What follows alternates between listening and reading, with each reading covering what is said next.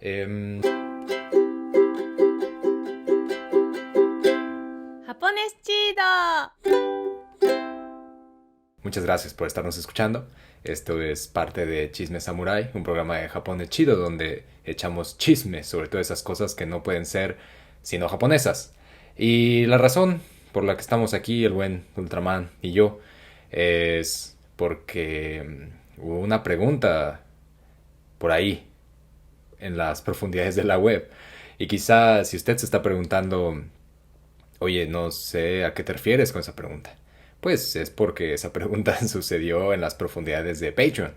Dentro de la bandita que nos apoya en Patreon hay la posibilidad de hacer preguntas cada determinado tiempo y una de estas preguntas pues la contestamos a través de este lugar, de este vórtice, de esta línea de tiempo-espacio. Y pues esa pregunta, la pregunta que tocó y que está muy chida y que creemos que valía todos los esfuerzos de Ultraman y míos para estar aquí en estas navidades y contestar, es una que hizo la mítica Susana, que si usted le late todo este tema de el arte, pues le sugiero escuchar Señoras que, un podcast que hace la mítica Susana con el mítico Leonel y hablan un montón de cosas sobre arte y sobre todo lo enfocan en mujeres artistas. Y está muy chido. Entonces ahí queda. Aquí queda la información para que le echen el ojo. Pero bueno, ella nos hizo una pregunta que está muy chidita y dice algo así como, seguro ya están saliendo las pantallas de nuestros... ya las van a poner aparentemente aquí. Pero la pregunta iba enfocada como a... Después de este capítulo de Ryoma y de este Oreo, pues, ¿qué pedo ahí entonces con las mujeres y el mundo samurái? ¿Es posible que haya mujeres samurái? ¿Cómo está esa ondita? Yo creo que es una pregunta como muy... Es una pregunta que tal vez en muchos aspectos una parte muy radical de la academia diría no, si de tajo diría que no hay mujeres samurái, ¿no? Por el simple hecho de que la definición del guerrero japonés que cae en los códigos, digamos, o en los límites que contiene la palabra samurái, no permite ese acceso a las mujeres. Sin embargo, y aquí es una opinión mía, yo creo que eso resulta de alguna manera interesante y creo que le da el espacio a las mujeres a lo largo de la historia para encontrarse muchísimo más allá de las posibilidades del samurái. Es decir, el samurái, la idea del samurái de alguna u otra manera pone un límite, ¿no? Pone una barrera, una contención con X o Y características que aparentemente los distingue del resto. Sin embargo, creo que el samurái como tal es una clase que simplemente, a pesar de ser una minoría, se pone hegemónicamente en el poder y tiene la legitimidad de la violencia para ejercer la violencia por parte del poder imperial. Sin embargo, hubieron muchas mujeres a lo largo de la historia que sobrepasaron estas características que se les atribuyen normalmente a los samuráis, sobre todo dentro del campo militar. Muchísimas mujeres que las sobrepasaron, que llevaron actividades de poder, es decir, que ejercieron el poder, que ejercieron la violencia y que superaron por muchísimo a un montón de los personajes que se recuerdan en el ámbito samurái, pero que a estas mujeres no se les considera samurái como tal, y creo que está chido porque les da la oportunidad de que estas mujeres sean reconocidas por un montonal de cosas más que por el simple hecho de pertenecer a un grupo que, si bien estuvo en el poder durante más de 800 años, es limitado y minoritario. Entonces, yo creo que, bueno, dentro de todo este espectro, a mí hay varias historias. Una que me gusta muchísimo y que es la que les voy a compartir ahorita, de una mujer que se pasó de rosca en todo y que, pues, la neta es muy chida. No tuve el gusto de conocerla, pero hubiera estado chido echar ahí un un cervezco, que es la Nakano Takeko. Takeko es una mujer de Aizu que Aizu es un clan que perteneció, sobre todo que apoyó al régimen del shogun, al gobierno militar en 1868, cuando el gobierno militar tiene que hacer frente a los rebeldes, ¿no? Que representaban los clanes de Choshu y de Satsuma, que eso está en nuestro capítulo de Bushido, para que le echen ahí un repasón, o también aparece en el capítulo del incidente Teradaya con Ryoma y Oryo. Pero bueno, es decir, en este conflicto, pues de repente, claro, los rebeldes cuentan con el apoyo del emperador, sobrepasan las fuerzas del gobierno, y de un momento a otro el clan Aizu, que era el aliado que estaba en la parte chida, de repente pues cae en la parte no chida, ¿no? Y se vuelve enemigo imperial.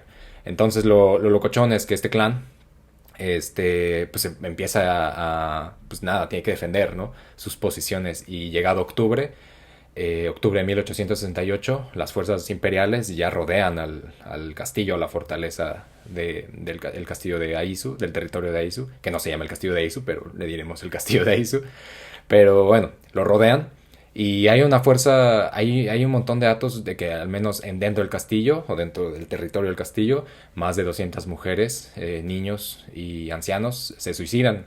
Sobre todo hay un evento, hay un güey que se llama, si no recuerdo mal, Goyo, que él escribe, él publica mucho tiempo después cómo fue la defensa del castillo, y él dice, como a mí me escribió mi abuelo una carta, mi tío una carta, y dice, o sea, se mató tu mamá, se mató tu hermana, tus dos hermanas, se mató la hermana de la esposa de tu hermano y tu prima, ya murió, ya se mataron todas, y entiendo que esto es difícil para ti, pero me gustaría decirte que tu hermana más pequeña se mató por sí sola, ¿no?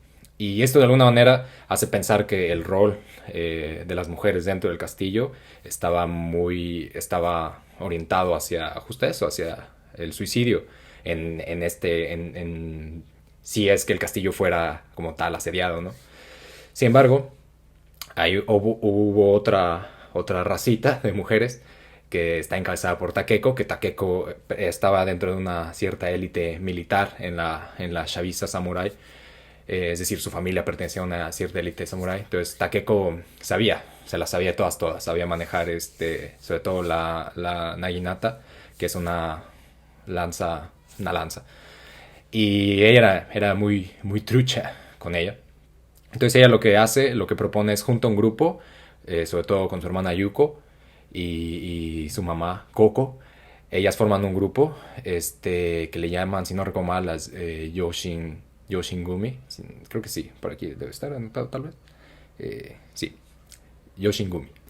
Y bueno, ese grupo, que son más o menos unas 25 o 30 mujeres por ahí, se cambian las ropas, se ponen ropas para pelear, se cortan el pelo, pero no el pelo como para parecer su nombre, se lo cortan por practicidad porque su pelo era muy largo, se cortan el pelo un poco y se van al campo de batalla, es decir, salen como adentro de los territorios del castillo y se ponen a las órdenes, ¿no? De un vato, ¿no? Y el vato les dice como, güey, pues no, gracias.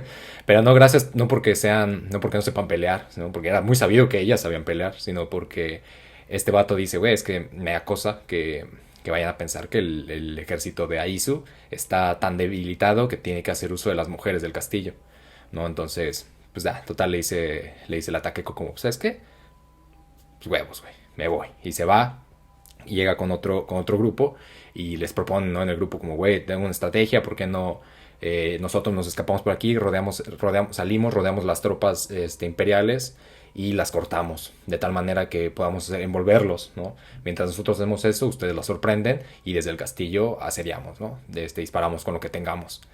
Entonces, pues como que sí, como que no gusta, como que pues ya igual ya vamos a perder, como que hay mucho despojo en eso, como que pues ya valió más. Y ella dice, pues es que aquí no valió más, o sea, vamos a ser claros, aquí esto, pues hay que pelear, güey, o sea, hay que pelear, no hay de otra. Entonces lo que hace ella, la Takeko, con su hermana Yuko, Koko y el grupo de mujeres, es que justamente eso, se abren paso entre los campos, y llegan a un cauce del río, y justamente por ahí en el cauce del río hay un puente. Entonces cuando van las tropas imperiales cruzando el puente, ellas la sorprenden, ¿no? Así de la nada, como la noche, como la sombra de noche, la sorprenden, pum. y todas armadas con lanzas, de repente, pum, se los empiezan a atajar, ¿no? Y empiezan a caer. Sobre todo, Takeko eso era muy chida. Entonces empieza a caer uno, dos, tres, pum, pum, cuatro, cinco, seis. Los empieza a cortar a todos. Y pues claro, las tropas se dice que se vieron sorprendidas en primero porque se dieron cuenta que eran todas mujeres, ¿no?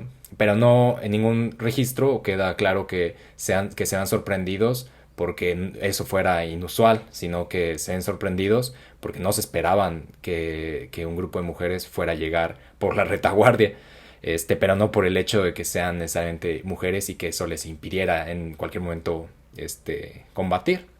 Y sobre todo porque el clan Aizu era un clan, todos los clanes, claro, se reconocen a sí mismos como, no, güey, somos los más perros, güey. Tenemos a los samuráis y a la chaviza más ducha.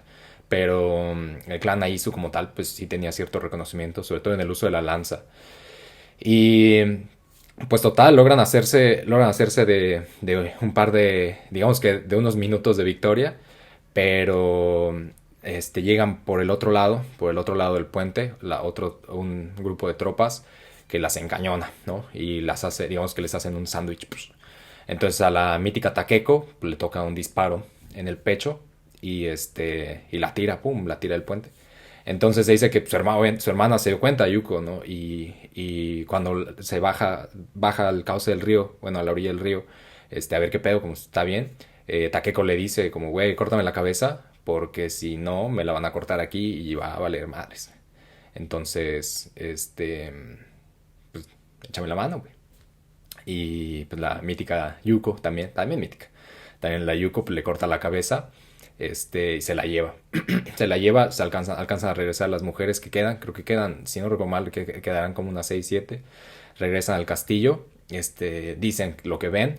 La cabeza la entierran junto con el cuerpo queda ahí, el cuerpo después lo recuperan, la cabeza como tal, la procuran, la cuidan y al final terminan enterrando el cuerpo junto con la cabeza en un templo que está en las inmediaciones del castillo. Lo interesante de todo esto es que justamente ahí aparece otra mujer. Esa mujer, como tal, se las contaremos en el Patreon. Pero esa mujer dirigió la defensa del castillo de Aizu durante al menos 3 semanas. Y esa mujer se la rifó por la bandera. Al final el castillo de Aizu, pues no aguantó muchísimo más, que era normal. Al final tenían ya básicamente a todo el resto del territorio en su contra, ¿no? Que venía subiendo progresivamente del sur o del hiper oeste hacia el hipereste o hacia el norte, depende cómo se acomode ahí el mapa. Entonces era normal que no aguantaran, pero independientemente de si ellos o ellas consideraban que se estaban defendiendo, que estaban atacando al ejército imperial, lo cual los pondría o las pondría como enemigos imperiales, ellas y ellos decidieron hacer frente, no por nada, porque es Aizu, el clan Aizu, ¿no? Y ellos y ellas se debían más bien a su territorio, que eso es algo también que aparece mucho, ¿no? Se nos da mucho, se construye mucho en general la idea de esta devoción ciega. Y hay muchos casos demostrados en el que más bien las actitudes de defensa, sobre todo de defensa, de protección y de reconocimiento son a veces muchísimo más fuertes con el territorio y la geografía que con las personas. En este caso, la figura imperial o el shogun o demás. Y pues sí, así las cosas. Entonces, pues nada, eso, recapitulando, pues justo, ¿no? Tal vez sí sea complicado pensar que hay mujeres que así, esta mujer era samurái, por el concepto, por la contención de la idea samurái, pero creo que eso justamente da la oportunidad de que se sobrepase y de que no solamente se emulen los mismos actos atribuidos únicamente a una figura samurái, sino que o sea, no solamente se equiparan, sino que se sobrepasan, ¿no? Y para eso como tal no hay necesariamente una palabra que lo pueda contener. Se ha desarrollado a lo largo del tiempo la idea de mujeres guerreras, ¿no?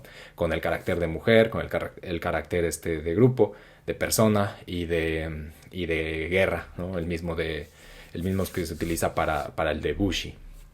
Y ha sido pues, un recurso y yo creo que es lo interesante, ¿no? De poder recapitular, ir hacia atrás y recoger todas esas historias y reinterpretarlas, ¿no? Entenderlas y sobre todo poder encontrar la otra parte de la historia, no solamente la de los y las derrotadas, sino también la de los y las desvanecidas y la de los y las otras personas, ¿no? El otro, la otra edad.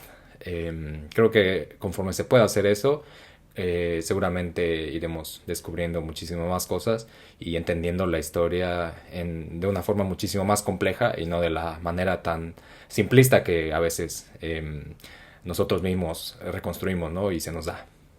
Pero bueno, pues eso y pues nada, salud, que viva la chisma y pues nada, gracias por escucharnos, gracias por seguirnos. Recuerden que si tienen chance, si es su voluntad y si pueden apoyarnos para seguir llevando la chismación a la sobremesa, contando historias sobre ritos de amor y muerte y otras cosas, pues échenos la mano en Patreon. Se los agradeceremos un montón. Estén al pendientes porque igual vamos a hacer más preguntas. Si tienen preguntas, dudas y demás, anótenlas ahí en los comentarios porque igual recogeremos otra pregunta de la chaviza que no es necesariamente parte del Patreon. Pero pues si son parte del Patreon, pues claro, tienen estos beneficios y otros más. En fin, muchas gracias. Que se la pasen bien chido rumbo al final del año y rumbo al principio de lo que sigue. El siguiente año es el de la vaca. Entonces, pues nada, son Beque. Bueno, ya, chido. Bye.